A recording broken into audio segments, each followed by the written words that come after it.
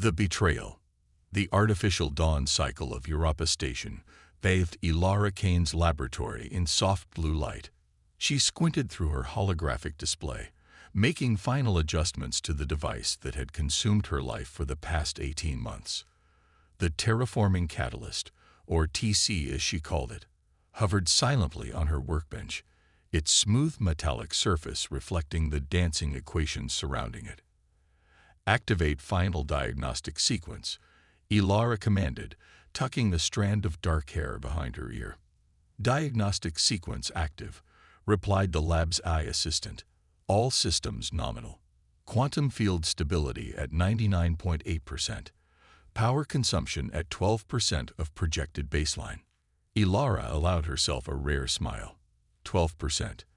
The consortium of corporate terraformers would call it impossible, but there it was, hard data proving her theory correct. With her catalyst, humanity could transform inhospitable planets with a fraction of the resources currently required. It would open dozens of new worlds for colonization, easing the population pressure across human settlements. Save all logs and secure lab protocols. AI day. I'm calling it a night. Logs saved. Security protocols engage. Sleep well, Dr. Kane. She stretched her arms above her head, feeling the satisfying pop of vertebrae realigning after hours hunched over her work. Tomorrow she would begin compiling her research for the patent office. After that, meetings with potential development partners. The corridors of Europa Station's research sector were nearly empty at this hour, the skeletal night shift nodding respectfully as she passed. As one of the station's most accomplished engineers, Elara had earned their deference, though it still made her uncomfortable. She was just a problem solver with a good imagination and stubborn persistence. Nothing special about that. Her quarters were modest despite her success. A small living area, kitchenette, bedroom, and the luxury of a private bathroom. She'd invested everything into her research rather than comfort. Sleep came quickly that night, her mind finally allowing itself rest after solving the final equations. The station alert jolted her awake at 600. "Dr. Kane," Aida's voice was oddly formal. "Station security requests your immediate presence in Laboratory 17. Cold fear washed over her. "What's happened, Aida?" "Security protocols have been overridden. Multiple items have been logged as removed from the premises." Elara dressed in seconds, not bothering with her usual lab coat, and ran the entire way.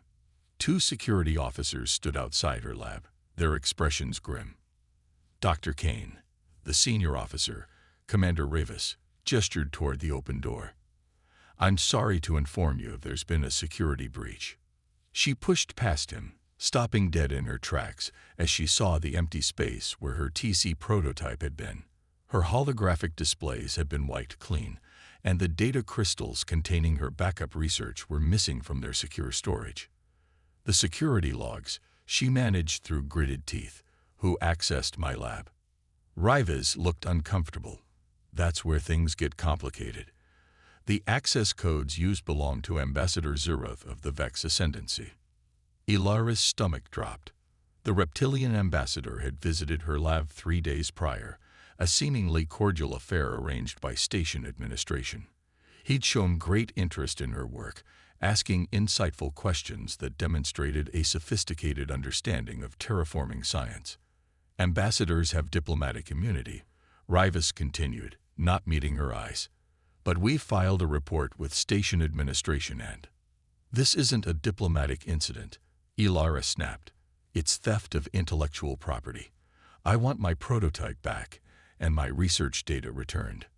We've contacted the Vex Embassy, but they're claiming the ambassador was acting within his rights under the technology sharing protocol of the Galactic Compact." "What? I never registered my research under the sharing protocol. It's independent work, funded entirely through my own resources." Commander Ravis shifted uncomfortably.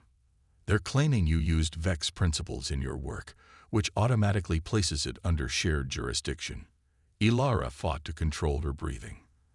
The Vex had entered galactic society only 30 years ago, long after humans had established the fundamental principles behind terraforming science. Their claim was absurd, a transparent attempt to steal what they couldn't develop themselves. I need to speak with Station Director Okafor. Now. 3 hours later, Ilara sat in the sterile waiting area outside Director Okafor's office, her anger having crystallized into cold determination. When she was finally ushered in, she found not only the director but also Maya Chen, the station's chief legal counsel. Dr. Kane. Director Okafor began, his deep voice carrying the weight of decades of diplomatic service.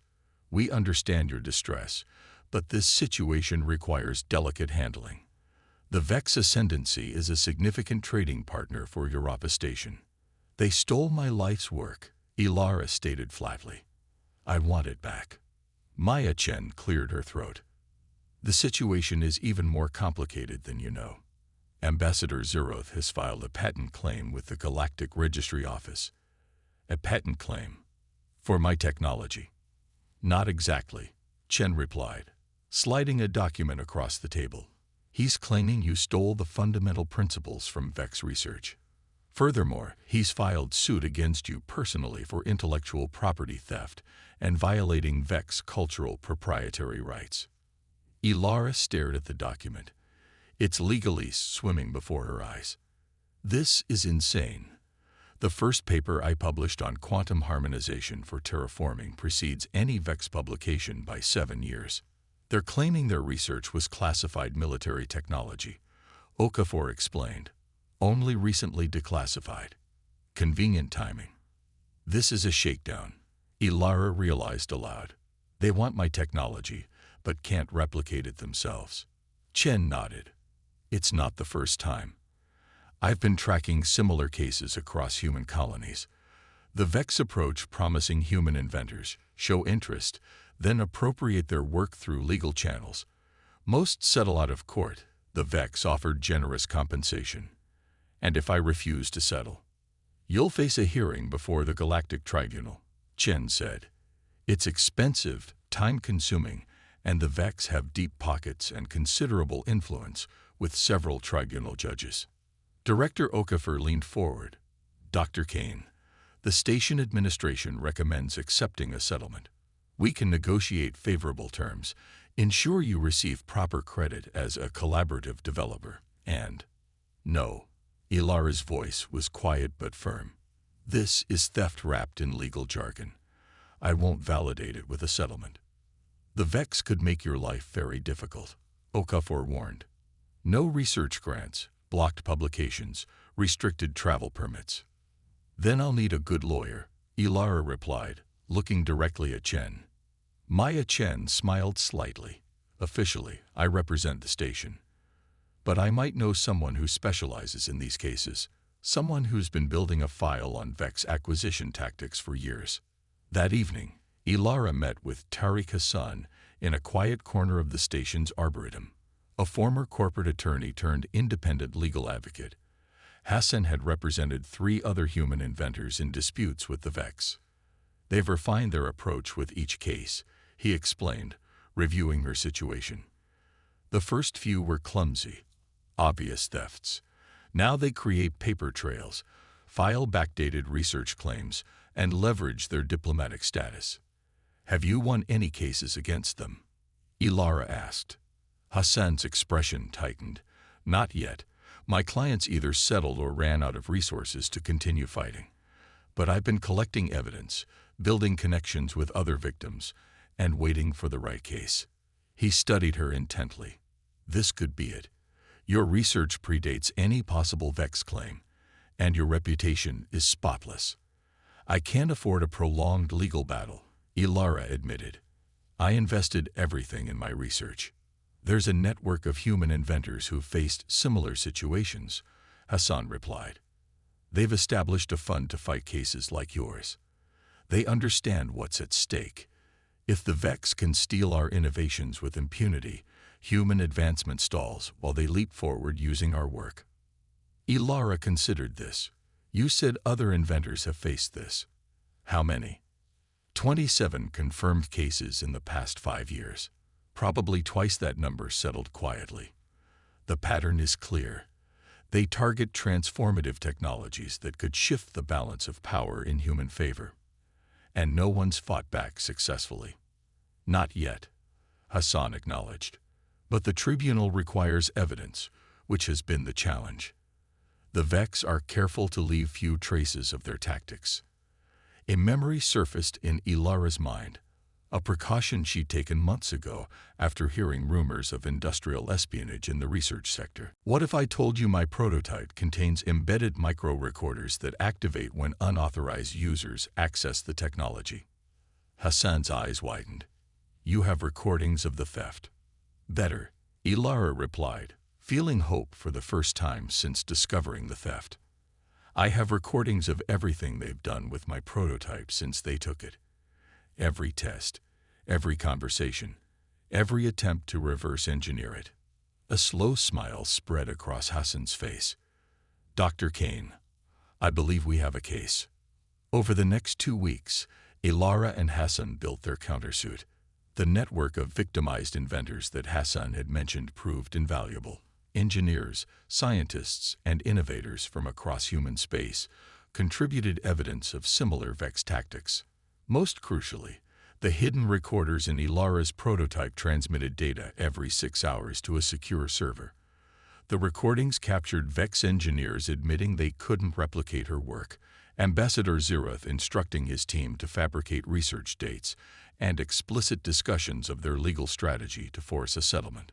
They're hoping you'll be intimidated by their influence with the tribunal, Hassan explained as they prepared for the preliminary hearing. And historically, that's been a valid concern. 3 of the 7 tribunal justices come from species with close ties to the Vex. So we're still fighting an uphill battle, Ilara noted. Yes and no. The evidence you've gathered is unprecedented. And there's been growing concern among other species about Vex acquisition methods. This case could be the catalyst for change, if we present it properly. The night before the hearing, Ilara couldn't sleep. She paced her quarters, reviewing the evidence and arguments until the station's artificial dawn cycle began. As she prepared to leave for the tribunal chambers, her communication panel chimed with an incoming message. It was from Ambassador Zeroth himself. Dr. Kane, the reptilian diplomat's face filled the screen, his vertical pupils narrowing. I hope we can resolve our unfortunate misunderstanding before today's proceeding. The Vex Ascendancy is prepared to offer you full creative credit as a collaborative partner and compensation of 5 million credits for your contribution to our shared research. Ilara noted he carefully avoided admitting theft or acknowledging her sole creation of the technology. That's generous, she replied neutrally. Indeed, we value human ingenuity and wish to foster positive relations. This settlement would ensure your financial security and continued access to research opportunities. And if I decline? The ambassador's scaled skin rippled slightly, the Vex equivalent of a shrug. Legal proceedings are unpredictable and costly. Your career prospects could suffer regardless of the outcome. This offer expires when the hearing begins. Ilara smiled.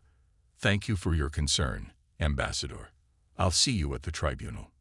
She terminated the connection, her resolve strengthened by his transparent attempt at intimidation. They were worried, and they should be. The counterstrike. The Galactic Tribunal's chambers were designed to impress and intimidate.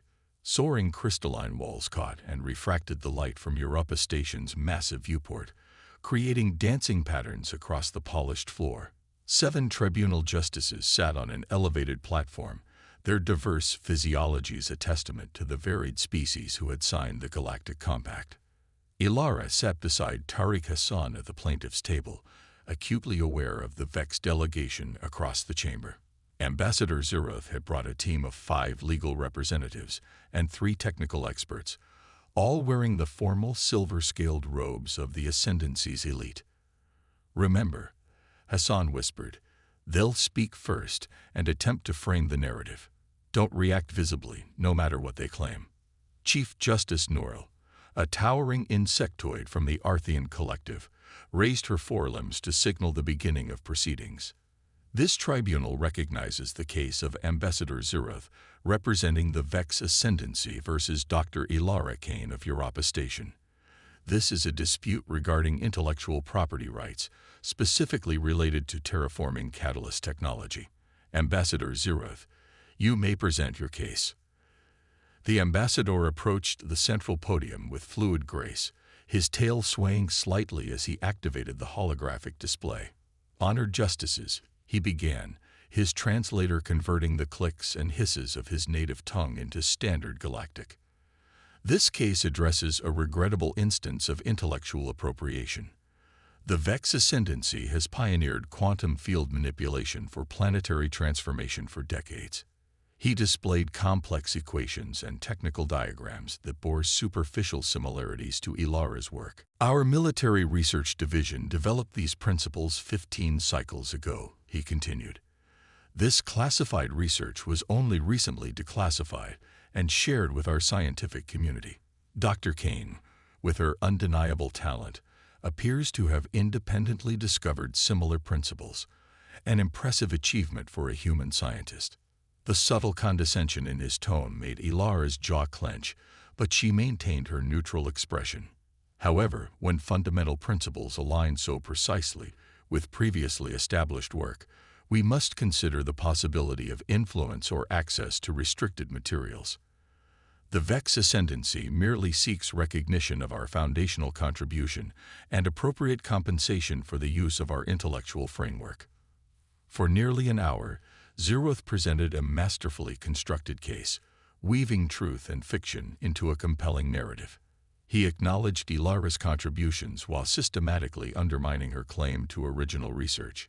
His technical experts testified to the similarities between her catalyst and Vex theoretical models, carefully avoiding outright accusations of theft while implying impropriety.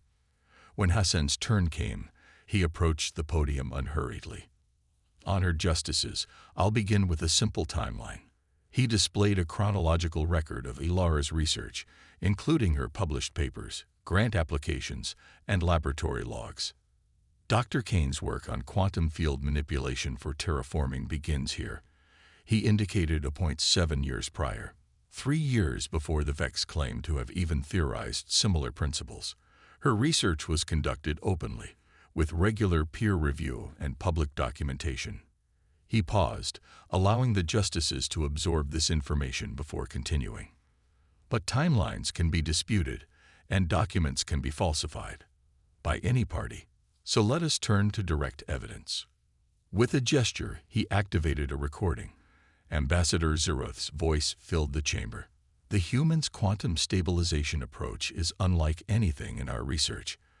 Our engineers estimate it would have taken another decade to develop independently.